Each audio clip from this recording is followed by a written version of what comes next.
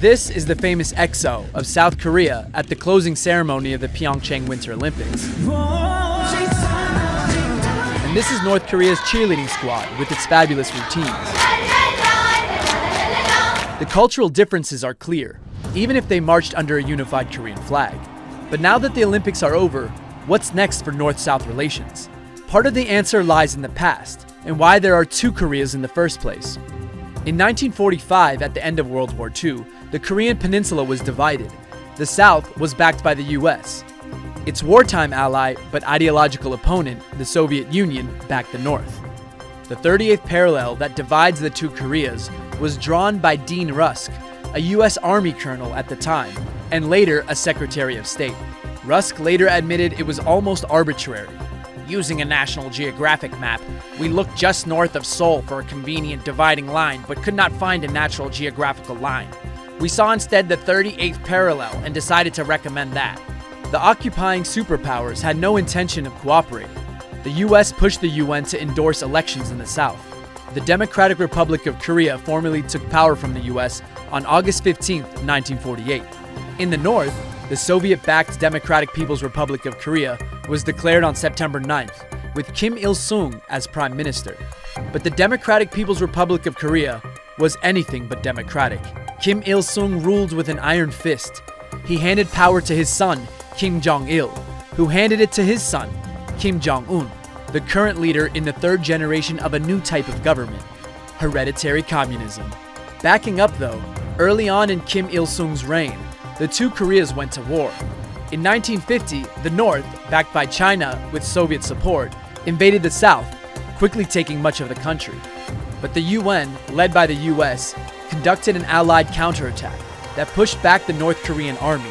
China then sent troops to aid the North, and a stalemate was eventually agreed in 1953.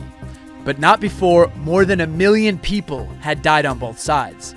No peace treaty was ever signed, only an armistice. And the two Koreas are still technically at war. After partition, most of the factories in the region ended up on the northern side of the border. However, under totalitarian rule and a collectivist economy, the North fell into extreme poverty. The South vacillated between democracy, autocratic rule, and military dictatorship before its current democratic system began in 1987. Yet, the South Korean leadership pursued industrialization, and today is known as the economic success story of the 20th century. South Korea's economy is booming, exporting advanced products and technology to the world. Not to mention K-pop, a global musical phenomenon. In contrast, the North is isolated and ruled by a communist dynasty that controls every facet of its people's lives. It looks a lot like George Orwell's 1984. Few North Koreans can travel abroad. Disrespecting leader Kim Jong-un is the ultimate crime. When his father, Kim Jong-il, died, some people were even punished because they did not mourn enough. The internet is almost unavailable, and access is restricted for ordinary people to state-run websites. It's a poor, isolated country that is out of touch with the rest of the world. So why is it always in the news? 2 words: nuclear weapons. North Korea started trying to build nuclear weapons in the 1950s. In 2006, it succeeded, testing its first atomic bomb. Just over a decade later, it not only had nuclear weapons, but missile delivery systems as well. The UN recognizes it's not only a major threat to South Korea, but also to the international community. Last year, after decades of confrontation with the US, relations hit a new low when Trump and Kim bragged about blowing up each other's countries, not to mention everything in between.